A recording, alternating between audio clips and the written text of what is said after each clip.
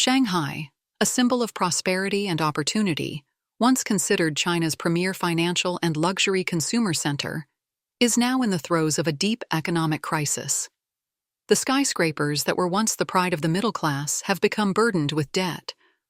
Housing prices have plummeted, businesses have closed, the job market is uncertain, and dreams of social advancement are fading. In this downward spiral, not only investors but also civil servants, intellectuals, and white-collar workers, people who once believed in a secure future, are struggling to survive. As confidence is shaken, the financial system is crumbling, and doors of opportunity are closing. The question is, where will Shanghai go? And how many people can withstand this storm? Let's explore this topic together today. I just escaped the hell of the past year. No exaggeration. At the end of last year, I fell into a financial crisis in Shanghai. Overdue payments, debts piled up, and creditors kept knocking on the door. I used to be a senior employee of a state-owned enterprise, graduated with a master's degree, but I rushed into the homestay business and borrowed heavily to buy a 3-bedroom apartment in Pudong. Then the pandemic and the broken cash flow pushed me off a cliff. The real estate was mortgaged again and again. The court seized it, and I was saddled with 5 million yuan in debt. Debt piled up from credit cards, swiped to the limit, and WeChat loans with interest rates of 3 to 5% per month. I thought I could pay off the debt if I just held on for 2 more months. But reality slapped me hard. Now, I have 6 enforcement orders and 6 blacklist notices for default. Humiliated by former colleagues and almost disowned by my family, I had no choice but to leave Shanghai, taking my young child with me. What shocked me even more was that recently, I accidentally discovered that the secretary of the state-owned enterprise where I used to work was also hiding from debt everywhere. His debt collection messages were even forwarded to my phone. I couldn't believe it. I always thought that only small people like me would fall into such a miserable situation, but who would have thought that a high-ranking official in a state-owned enterprise could also end up like this? Let everyone see my glorious past. Last year, I still owned assets worth tens of millions of yuan. At that time, I had a factory, 2 houses, and 2 cars in Shanghai. But in the end, because of a plot by my childhood friend and my best friend to cheat me, I lost everything. My house, my car, and even the most valuable thing, my self-respect, were gone. Now I have nothing. Some time ago, I sold my last car to get money to pay my employees. These days, I am also trying to adjust my state of mind. It may make people laugh at me, but right now I only have a few dozen yuan left in my pocket. Recently, many people have asked me, "Zheng, what are you going to do next?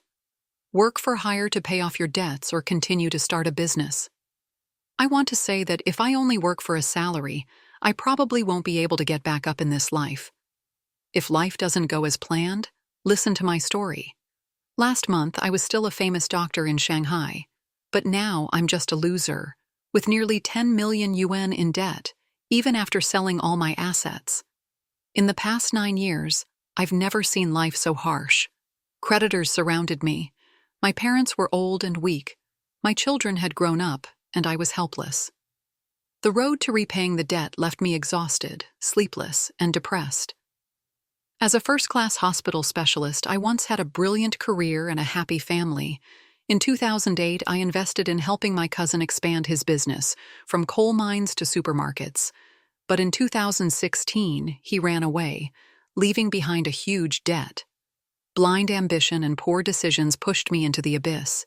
It took me 10 years to build everything, but it collapsed overnight.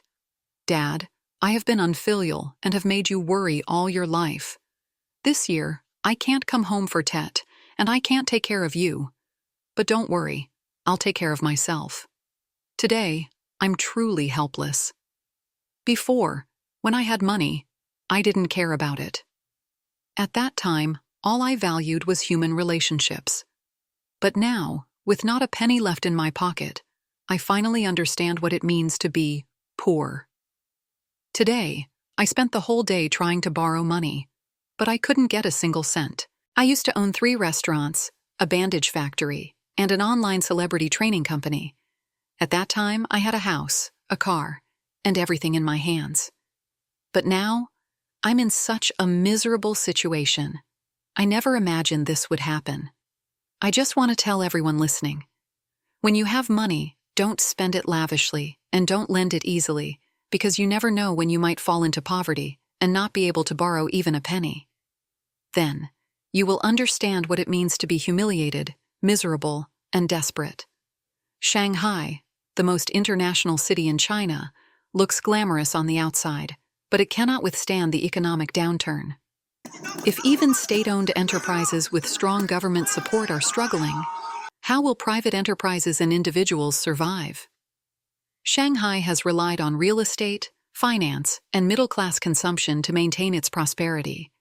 But in the past 2 to 3 years, everyone has clearly seen what happened. Housing prices have plummeted, and many people had no time to react. In the blink of an eye, seemingly solid assets suddenly lost a third or even half of their value. Those who once boasted about their high-class lifestyle in Shanghai, owning multiple properties, sending their children to expensive international schools, and shopping lavishly, are now the first to be caught up in the economic collapse. The truly rich left long ago or have overseas assets to fall back on. Low-income earners never took out mortgages. Life was already difficult for them, and they had nothing to lose. But the middle class, who borrowed money to buy houses, cars, and investments, and sent their children to expensive educational programs, are the ones who have suffered the most. The real estate slump has devalued their mortgages. Companies have cut salaries and laid off employees, especially white-collar workers, as businesses have left or downsized. The collapse of the financial system, from P2P lending platforms and trust companies to a host of other investment products, has dragged countless middle-class investors down with it. The stock market has become a bottomless pit. No matter how you invest, there is no way out. Some say this is just a market cycle, a temporary fluctuation. But looking at the streets of Shanghai, even the busiest downtown areas are full of rental properties, with transfer signs everywhere. The memory of a luxurious, magnificent Shanghai has long since faded. Shanghai no longer has room for luxury. Industries that once flourished, such as international education, private healthcare, art auctions, and yachting, are now in a state of decline. The rich have all left, and those who remain dare not spend. In this recessionary economy, who would dare to buy $1 million jade here? Amid economic downturn and increasing financial pressure, fewer and fewer Shanghai residents are dining out. Rising living costs, unstable incomes, and the risk of unemployment have forced many to tighten their spending, prioritizing essential needs over eating out.